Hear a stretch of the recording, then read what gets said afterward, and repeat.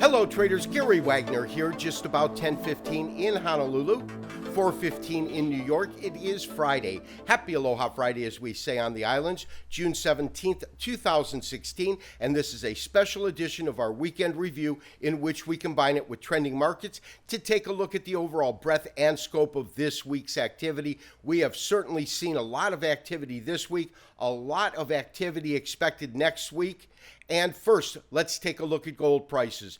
After hitting an intraday high this week, just the other day, of 1318, gold came within some pressure, breaking below 1300, but effectively today, Friday, it has closed back above 1300 at 1301 and change. We are long gold from 1244. We will go over in detail our current trade, as well as our forecast for next week, all on this week's weekend review.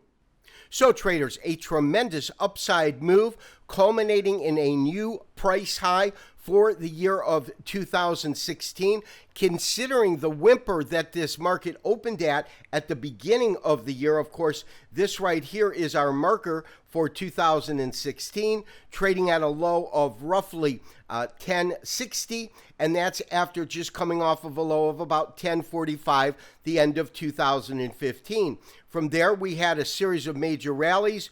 The first one really culminating around, call it 1280. Retracing a bit, we had what we call a irregular ABC correction, which took us to yet a new high on an intraday basis, which took it above 1300. But from 1300, it fell back down to roughly $1,200 per ounce before really beginning this tremendous rally, which occurred middle of last month, propelling this market to a new closing high. Now, the way that we're looking at this market in terms of our current Elliott wave count is very exciting indeed, because according to our studies, end of May, the point in which the market traded to these lows at approximately $1,200, we believe was the conclusion of this correction, this irregular ABC, which really began March.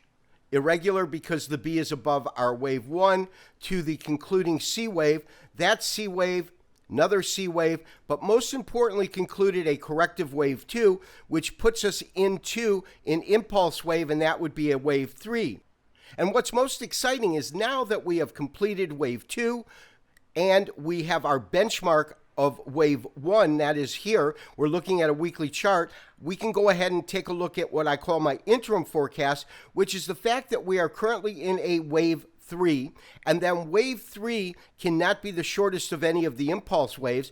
I'm simply extending, using a Fibonacci extension of the range that was seen in wave 1, carrying it now to the beginning or onset of wave 3, and that will allow us to forecast a potential conclusion or my upside target, which at this point now is over 1400 at 1417, and that's based upon some just straightforward Fibonacci classic analysis.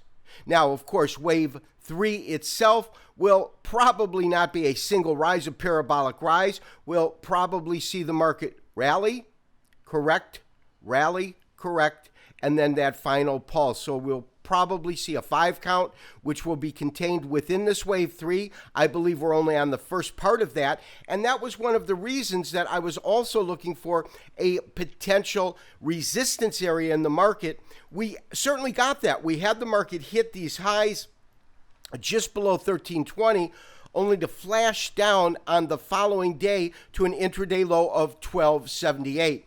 Of course, our long position currently contains stops below 1275. 1273 is that comfort area, and so I am looking for a correction at some point. However, I believe that's going to be obviously fundamentally driven, and a lot of it will have to do with what the outcome of next week's vote is in Britain.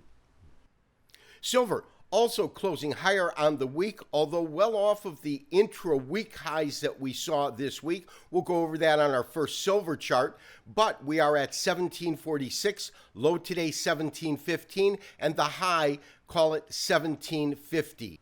No doubt there's been some real excitement in the silver pits.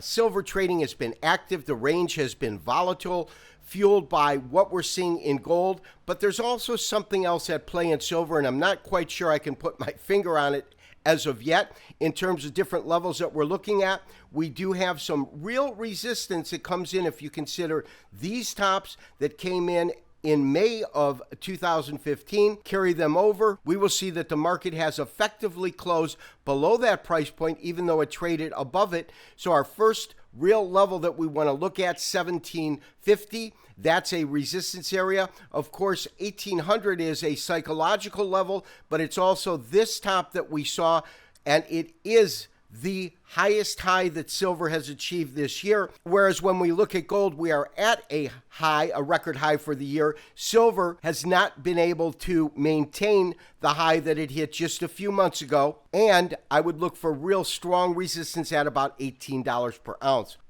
Dow Jones Industrial Average is closing lower on the day, lower on the week. Actually, it is the third consecutive week we have seen U.S. equities come under pressure. Standard & Poor's, we'll go ahead and pull that up right now.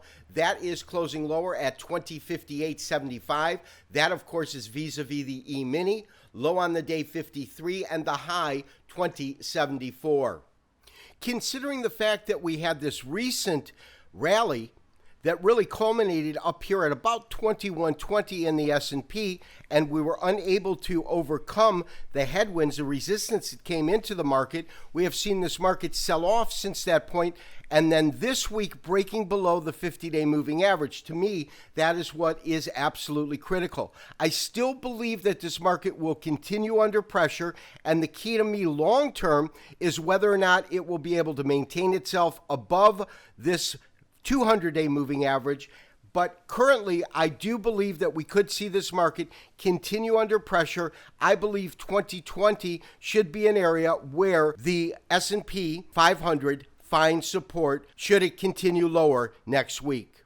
Very strong upside move in crude oil today, but still lower on the week after hitting a high of about $52 a barrel. Very recently, we have seen this market trade down to an intraday low at around $46 a barrel. That was yesterday.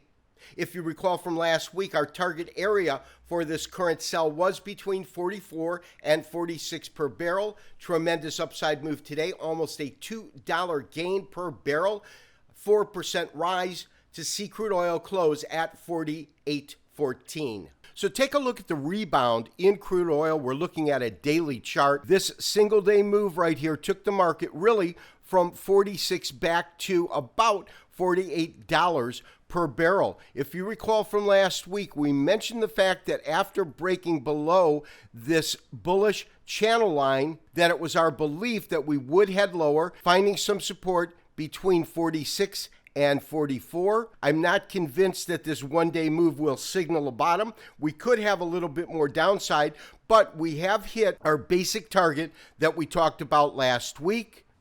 U.S. dollar continuing to trade under pressure, down this week, down today, 94.16. Of course, statements made by the Fed on the conclusion of this week's FOMC meeting had really etched in stone the fact that we weren't going to see an interest rate hike at least this month, and it seems as though the actual pace to raising rates has slowed considerably. So in terms of our overall outlook on the dollar index, I believe we could see lower prices still in the dollar index. In terms of areas of support, 93 on the dollar index is the first area I would look for if in fact we see the dollar continue to trade under pressure next week. Traders, no doubt, an incredible week with tons of activity, a tremendous rise in gold prices. Of course, we were late to the party, getting in at $12.44 when you consider that the actual bottom in gold prices was $11.99. However, we have certainly been guests, and we have been enjoying the hors d'oeuvres, so to speak, and the recent rise in gold prices. 1301.20, putting it up $2.80. That, of course, is when we look at gold futures in the COMEX.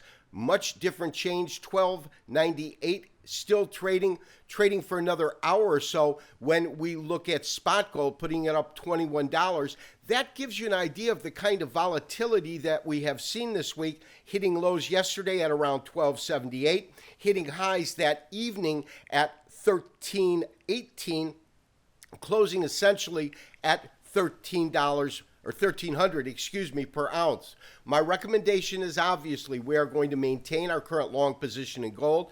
We will maintain our current stop, which is sitting just below 1275.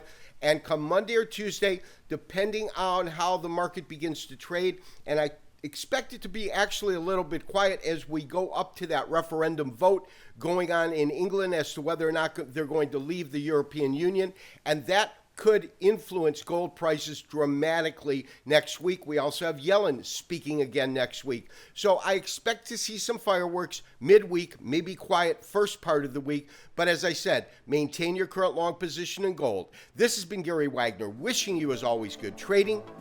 We'll talk to you on Monday for another daily update and review. Bye-bye.